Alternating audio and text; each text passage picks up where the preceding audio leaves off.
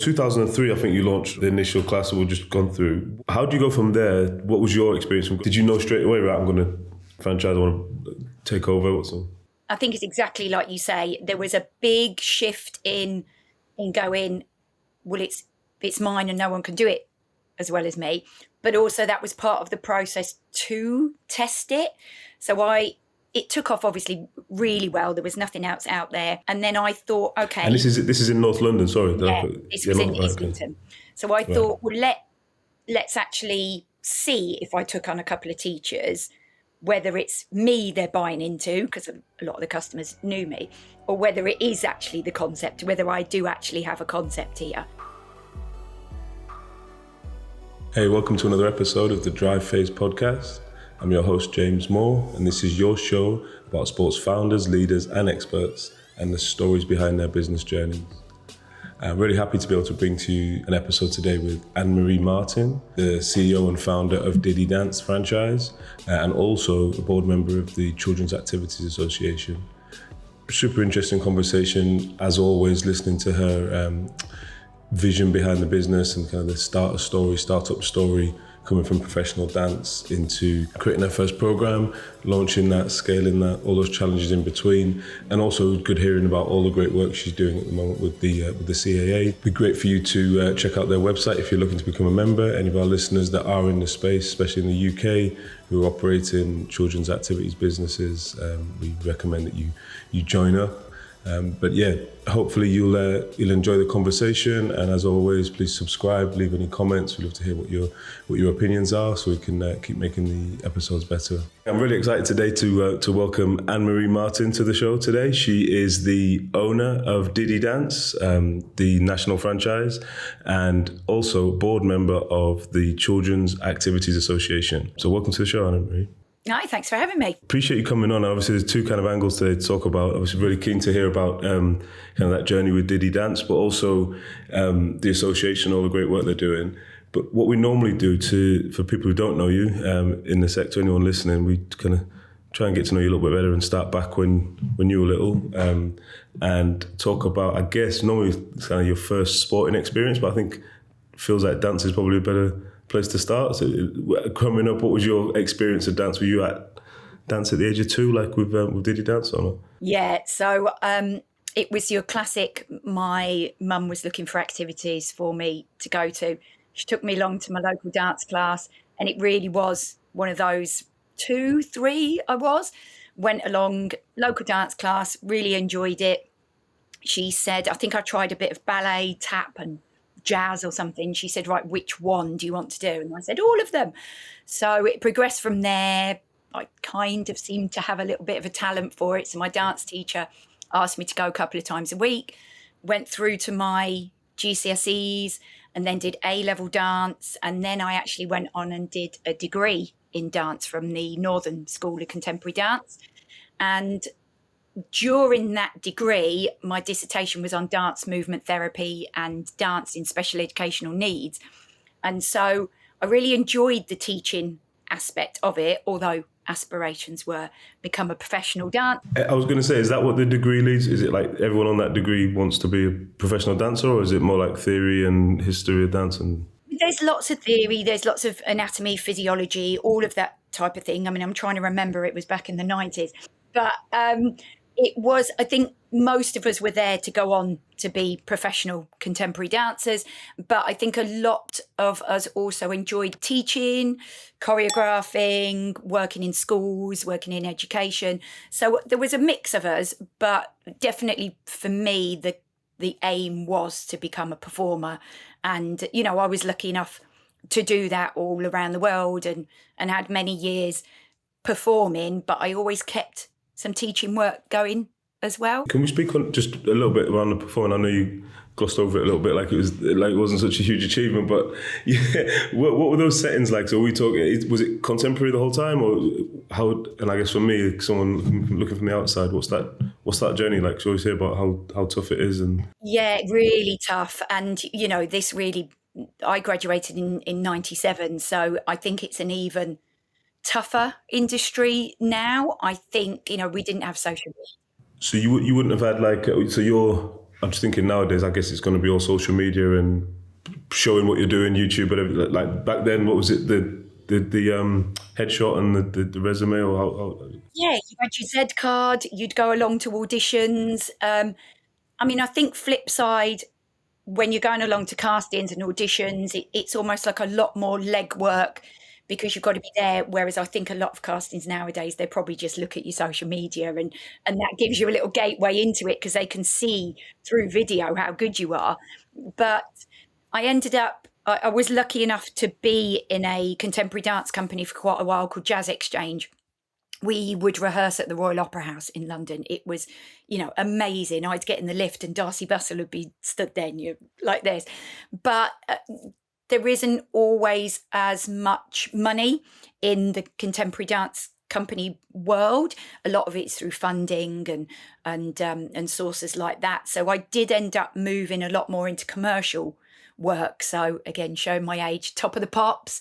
I did loads of music videos, Smash Hits tour. Loads of things like that, really. Brit Awards. Would that be your dream job at the time? Like that what you wanted to be, or do you want to be on like the commercial side? Do you wanted to be on stage in the West End, or what was the pinnacle? That really was my job. So I'm not a singer. So musical theatre was not what I trained in, but it was definitely not a strength of mine. So doing all of the commercial work was absolutely amazing. And, I do wish back then there was a bit of social media or at least like camera phones so you could document Yeah, exactly. it. I tell everyone, I was backstage and it was the 2001 Brit Awards. Ant and Dec were presenting it. I think Eminem was on before, so I danced for Sonique there. And just seeing all these artists, it was one of those where you wish you had your little camera phone to document it and prove you were there. So we should be able to now, I don't know if the editors listen, we'll be able to get the 2001 Brit Awards, see if we can get a clip to come onto screen now, see if we can find something. Yes, you can find that. I mean, you'll be... The males were on the stage and us females were up on a high balcony sort of in a row. I think I was second or third in from the right as you look at it, but amazing experience. I loved doing loads of commercial work. But I think when you're in a contemporary dance company, it's regular work, but it's not quite back then it definitely wasn't well paid to always, I'm from Derby. And so I'd moved down to London. The extortionate rent and all of that, it didn't really pay the bills. So commercial work was great, but that was sporadic. It wasn't regular. So I was teaching in between a lot of that work, sort of evenings, weekends, teaching all different ages. And I guess that's quite a common setup, right? Someone, a professional dancer, and then just in between gigs, they're going to have teaching or class, or they're going to be doing some workshops, something like that. Exactly, always. I think you've got your passion and you've got your drive and your talent, and that's the main job. But that consistency isn't always there. And so you are literally promotional work, hospitality work, loads of things like that just to keep paying the bills so that you can keep training and keep performing. And then I guess from that position there, when was it that were you still a professional dancer when you launched Diddi Dance, or was it kind of that was finishing and you thought that the next step? What was the kind of transition of into the new? A pivotal moment. So I was also teaching for a performing college in Southeast London. So I was teaching first to third year students. And I think the point got to when I'd rock up at an audition and some of my third year students were there. It was always good. But I just thought, I don't actually want to be in that position where if they got the job and I got rejected like early doors, it could be a bit embarrassing. So I think I was really enjoying the teaching work. I built up a lot of teaching work as well. And I just thought, right, I think now's the time. I think 2001, I'd had a really good year. It was when I did Brit Awards, Top of the Pops, pop videos all over the place. And so I thought, right, now's the time, probably 2002, going into 2003, let's think about retiring. And then I decided to take up a bit more teaching work. And it was in 2003, I was teaching lots of evenings, lots of weekends. So my Monday to Friday was quite available. And so I thought, okay, what else can I do? And I started working doing these baby and toddler classes in North London. And it was there I was introduced to under fives. Back in 2003, there wasn't a lot of preschool things out there. And so a load of the customers there actually said to me, well, you're a dancer, Anne-Marie. We're looking for a really cool dance class. You know, the local ballet schools, it's quite formal, it's quite disciplined. You know, they've come out going, oh, I don't want to do dancing, it's scary. And that's what really pushed me to start something. Yeah, I got a question about that, just personal question, because I guess with the dance classes, I think it's common that you don't go in with your child, like you kind of drop your child off, even no matter how young they are. I don't know if that's for everyone, but you kind of they're left and then they come out at the end of the class. They're in that formal. Yeah, in a dance school setup, that is definitely how it is. So these 2 and 3 year olds were getting dropped off, doing their pre-primary ballet and all of that, but it is quite a formal setting. Why is that? Is that just for the? I guess because we're used to most things being like so open now, right? You can access transparency for everything. Is that more just so the children don't get distracted, or what's the kind of approach? Yeah, I think there's I think the dance teaching industry is still a little bit like that. I think a lot of them do grown up interactive classes a lot more nowadays, but definitely back then it was, well, this is how we do it. They all get dropped off, they line up, they're all in their little uniforms and they all carry on. But for me, I think because I'd worked in these play classes for babies and toddlers where the grown-ups were so involved, and I could really see that lovely sort of bonding and enjoying that time together. And also because even though I taught older children, which was obviously drop off, I think seeing them together and also being quite new to working with under fives, I was like, I don't think I actually want to be in charge of a room full of 2 and 3 year olds, because that's quite chaotic and still is nowadays. So I thought, well, actually it'd be really nice to have a grown-up and child interactive class. And the customers literally booked me a venue, told me to turn up, and they were like, come on, you can do this, make it fun. And I literally turned up and was like, okay, let's explore a few things. What I'd noticed through the play classes was that repetition, like the hello song and the goodbye song and certain songs that were repeated. These like 18-month 2-year-olds were really retaining these things. And I thought, okay, let's work on lots of action songs, lots of repetition. I started bringing in a few little props like hoops and things like that. And that's how it started. The classes filled like that. There was such a niche in the market that I then thought, okay, this could be a bit of a business opportunity. Definitely. You know, I think just touching on that point there about like the parent and child classes, I think nowadays as well, because you don't have that much time with your kids anyway, you're kind of ferrying them around from class to class. Having like an hour or however long the class is to spend some time, actually spend some time or some quality time where they're on task, I guess, because that's another challenge at home, like getting things set up and doing an activity. I think that's probably an added value to what you're offering. Yeah, big time. But I also think, we encourage lots of dancing at home. We talk about it at Diddi Dance all the time. And behind closed doors, you get some music on, you have a little kitchen disco or whatever. But actually, not a lot of people do that. And so coming here to a class is really nice because you're sort of forced to do that. And dance, like sports and physical activities, is such a lovely thing for every child to do, because we know all the positive benefits of being physically active and, all the happy hormones it releases and all that. But experiencing that with your grown-up as well as a first introduction, I'm just really passionate about that first experience of a dance class being really fun, really positive, really relaxed. They all join in at their own pace. It's 45 minutes. And then if they want to take it up more seriously, they do it when they're older. It just gives them that, we say, a love of movement that will last a lifetime.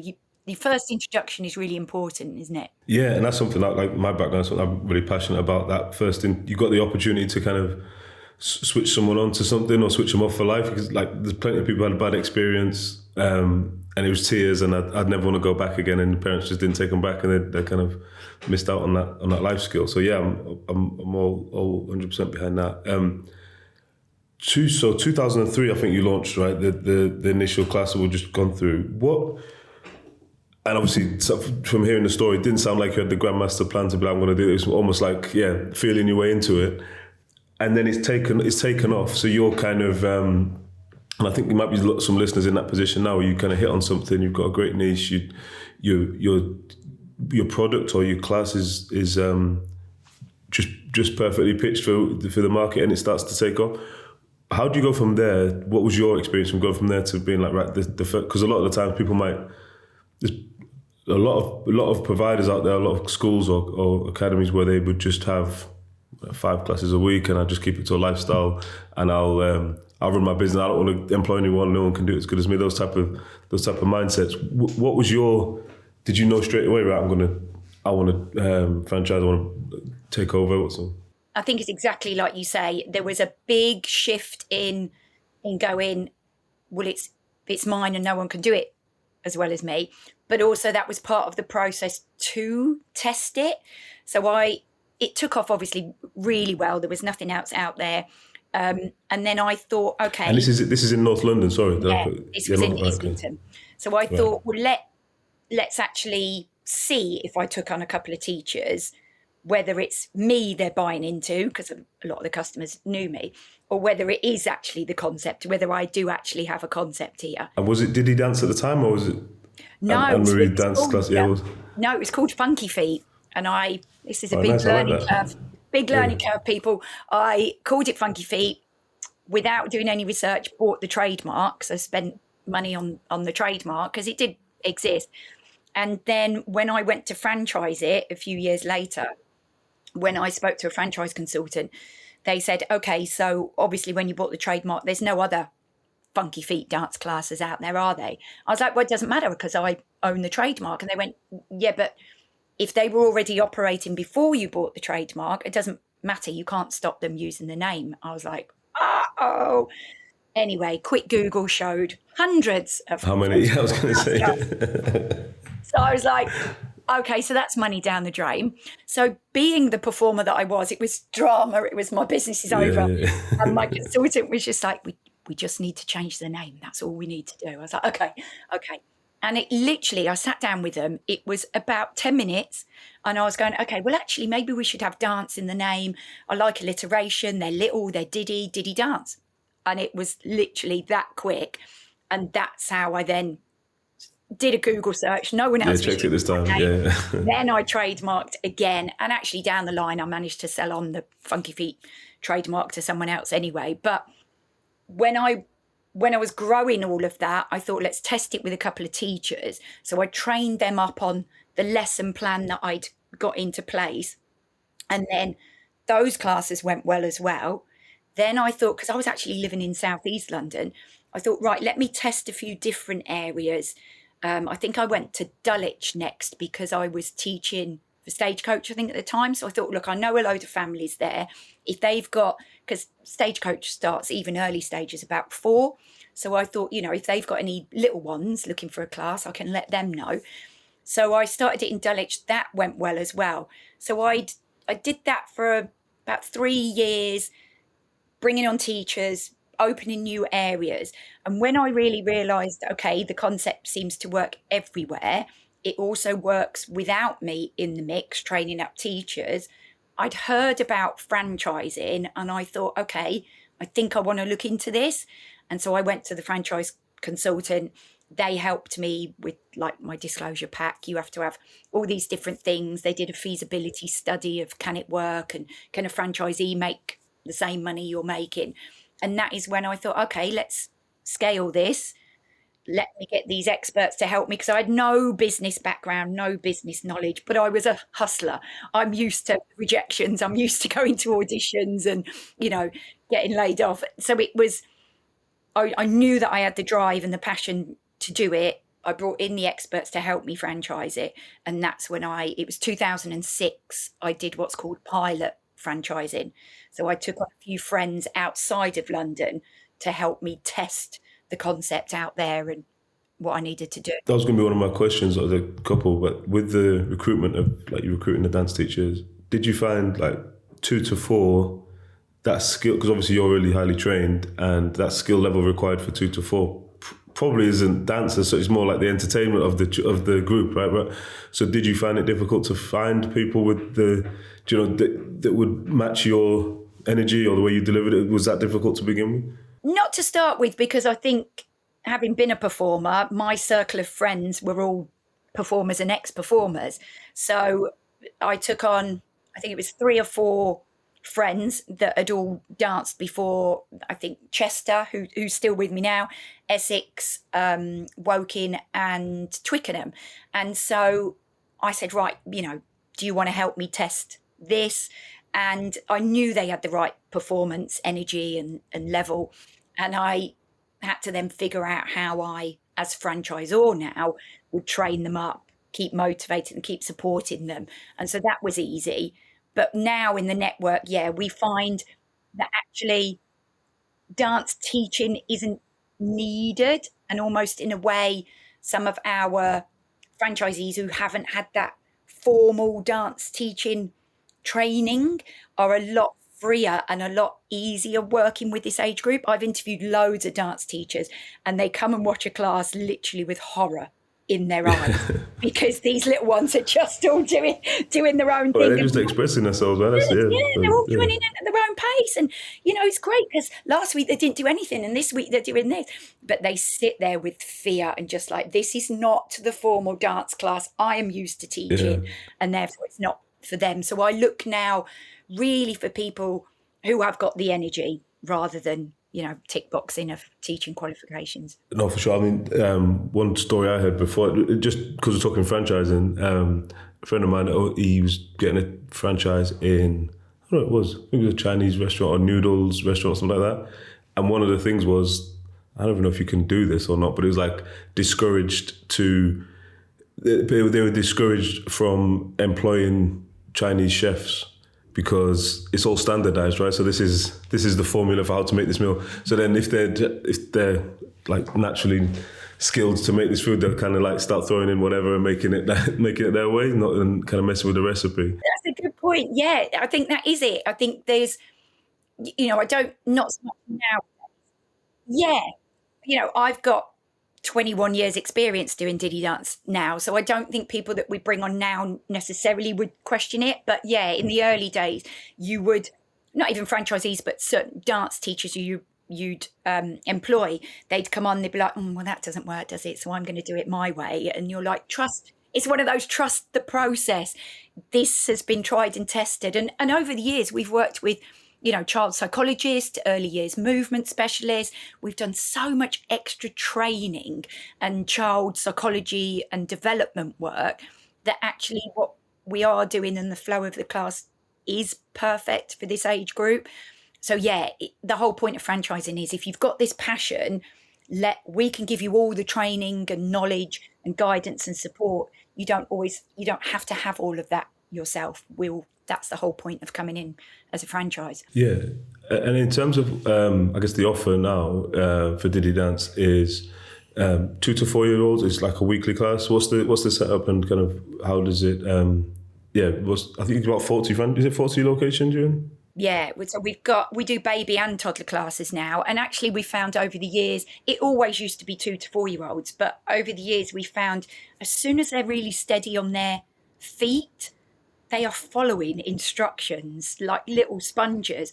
So the toddler classes are from walking, and then last year we launched our baby classes. So again, working with the experts, so developmentally it was all correct.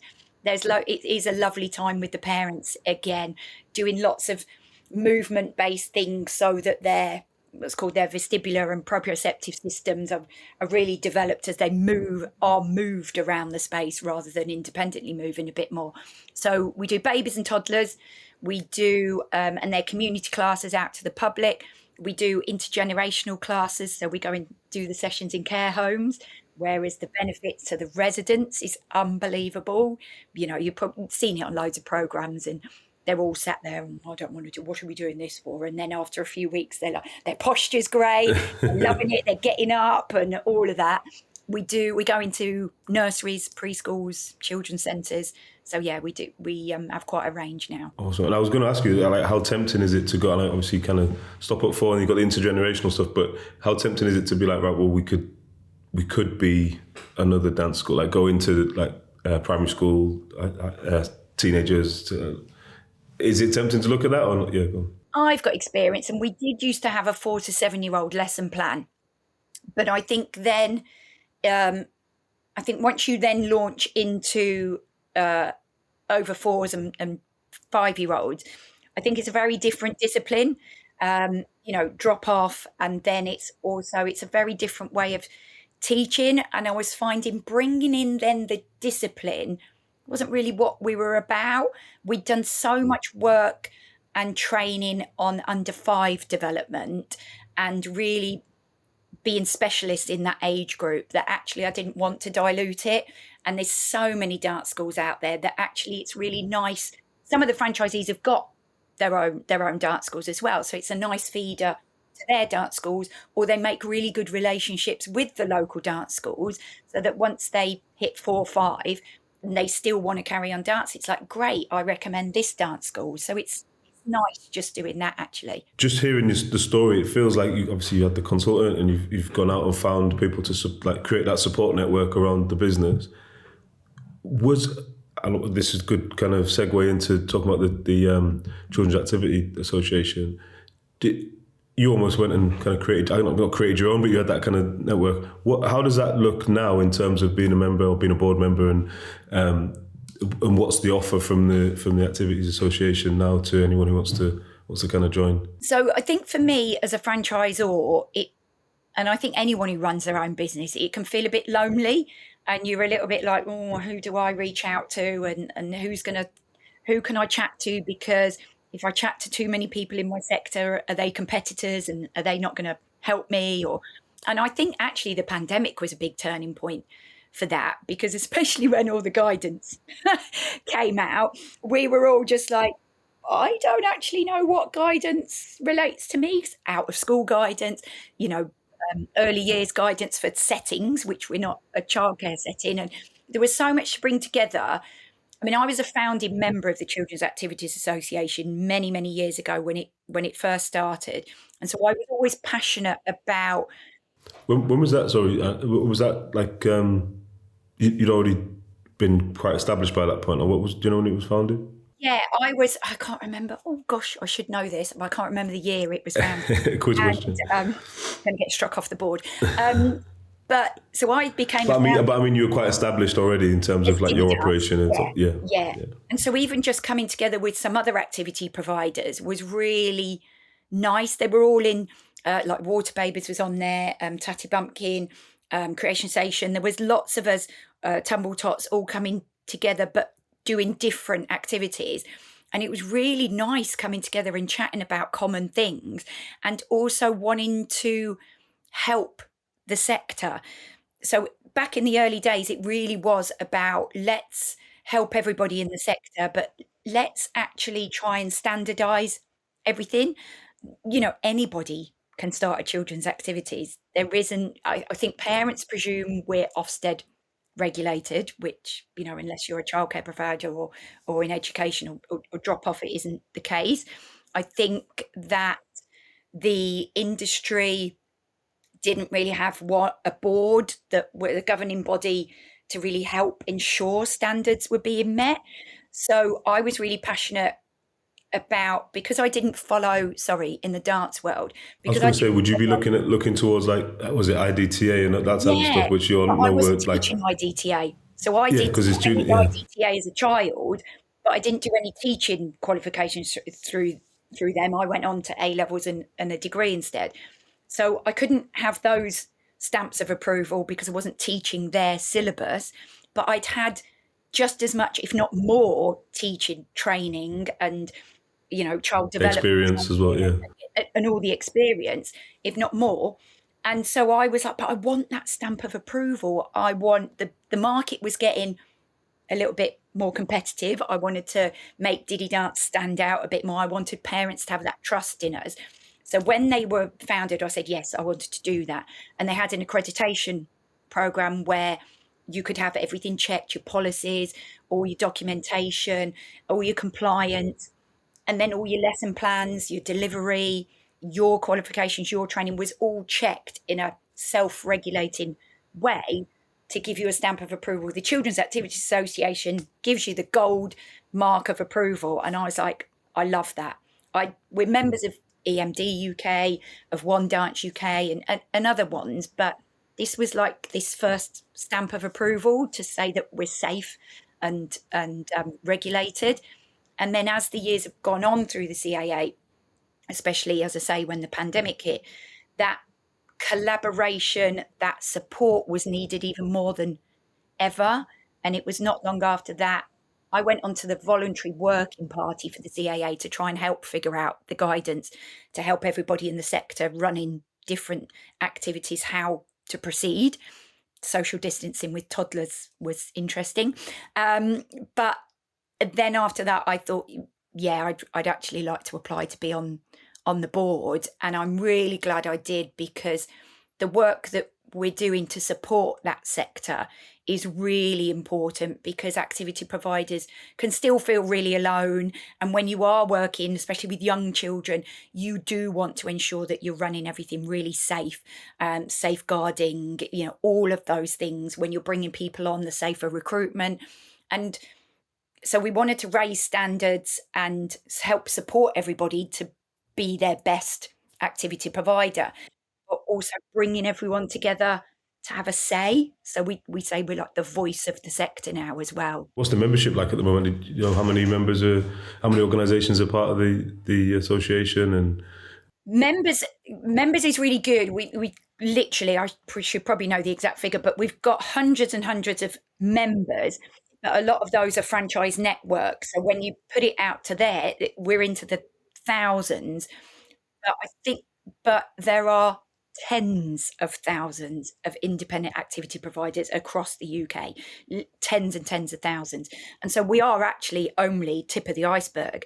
And so we want to get even more members on board. And we have actually just launched a free supporter member option just to come on board and help us build numbers to be that voice of the sector. We want to make connections with the new government and help them be the voice of, it's great you've got education work and that's brilliant, but actually what about all these amazing out of school activities and preschool activities that are so influential and so important in children's lives, that let's connect and let's discuss this as well, because we all know, there is a lot of focus on academic, and actually as a whole child, there's lots of other things. No, exactly. It's like you were saying before around that first experience and that bond with the parents.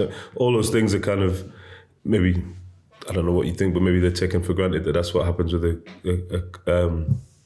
or maybe it's just overlooked that's the impact that all the classes are having. But I think it's hard. I think they see it because it's a private sector.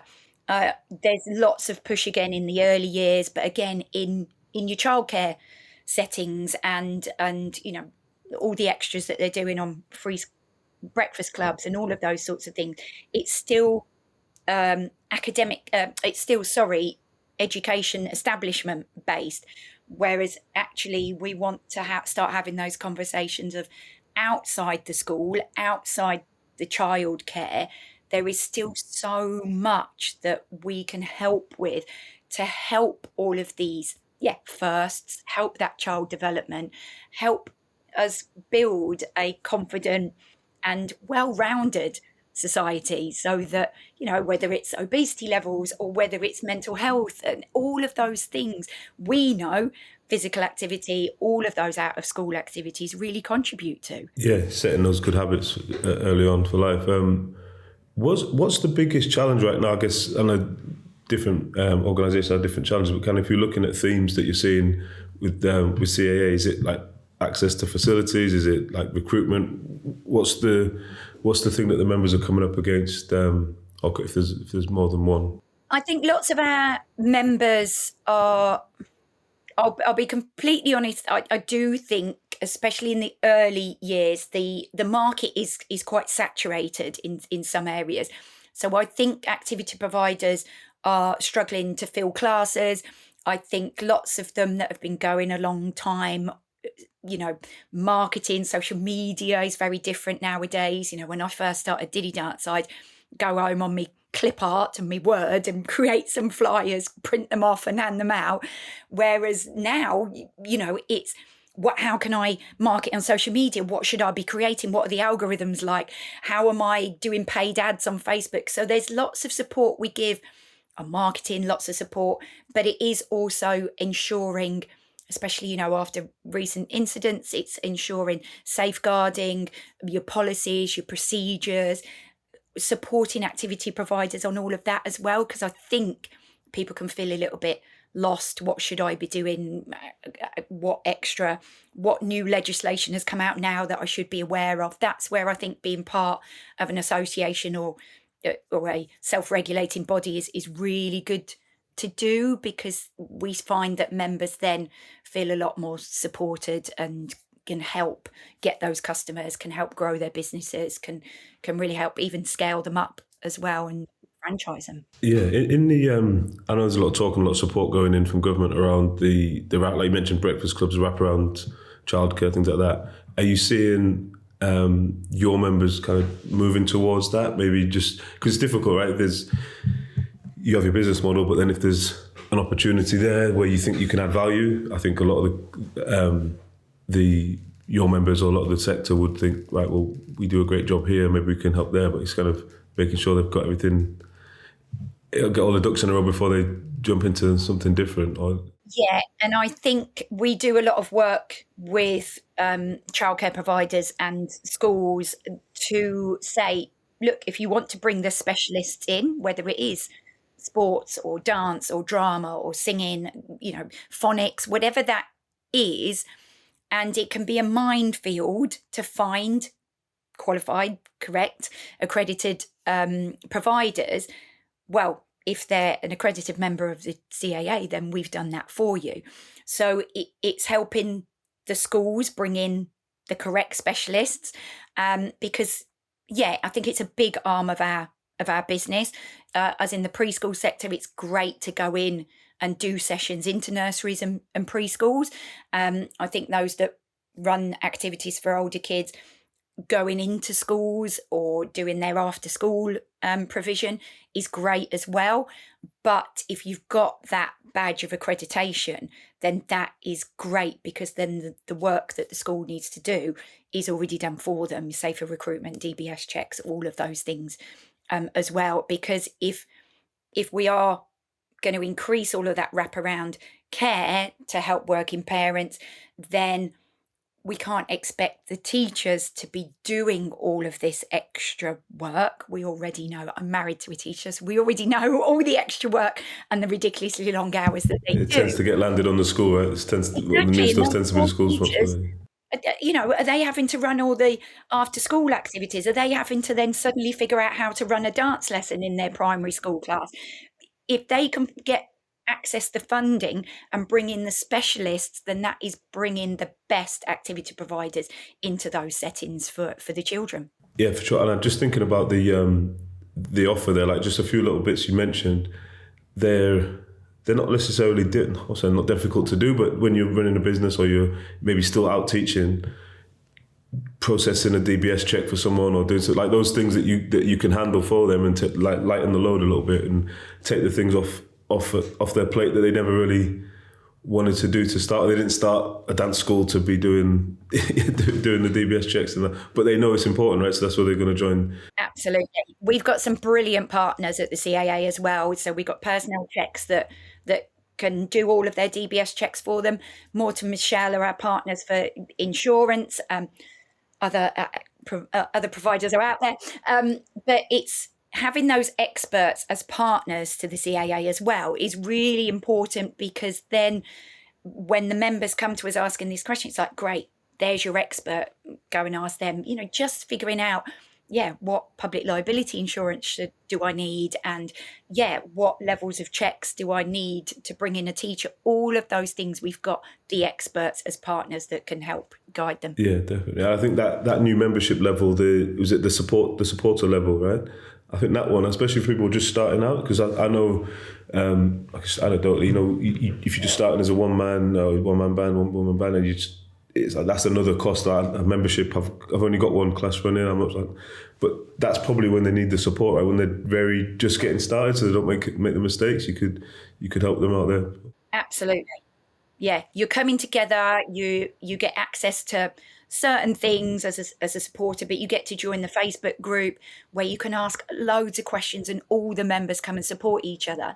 And then once you are growing your business, and you're like, right, okay, I really want my customers to know that I've got that stamp of approval, you can move on to certified, and then move on to fully accredited as a member, and get all of those checks done. As you're looking, like, let's say, as a board member, if you're looking like 3 to 5 years out, is there any like key goals that you're trying to achieve? Obviously, growing membership and supporting the network, but is there anything that you're like specifically working on, or you want to kind of attract? I think the relationships at policy level is the big aim for us. We really want to start having those conversations so that we can really be involved in the conversations about a whole child approach, about talking about not just on academic achievement, but talking about creativity, talking about physical activity, talking about all those things that can enhance the children's development.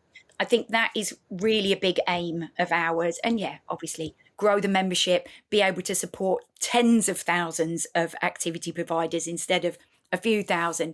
That would definitely be the aim, because the webinars we put on, as I said, the Facebook group where you can ask anything and get advice, but also our annual conference, which is coming up this month, those things that bring people together is really great on that supportive level, so that you feel part of the sector rather than just I'm on my own and I don't know who to talk to. So it's vital. Just touching on the conference, so that's coming up towards the end of October, right? So end of this month. What's the can you attend if you're not a member? Is it open to anyone, or what's the setup? It is open to everyone. There's obviously a member price, and then there's a non-member price.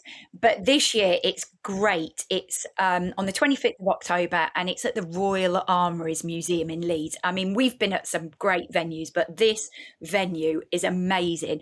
And I'm not on the committee team for organising the conference, but I actually opened the Royal Armouries Museum. So my college, Northern School of Contemporary Dance, is in Leeds. A select few of us were invited to perform for the Queen at the opening of the museum. So when the team came back to me and said, it's going to be at the Royal Armouries Museum, I was like, let me tell you. And obviously made it all about myself. But it's a great venue. It's going to be so exciting just being up there.